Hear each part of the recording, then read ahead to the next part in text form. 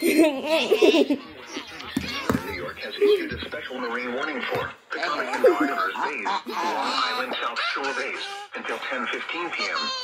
At 9:50 p.m., a heavy shower capable of producing winds up to 45 knots was located over West Hampton Beach, moving northeast at 65 knots. Wind gusts 34 knots or greater.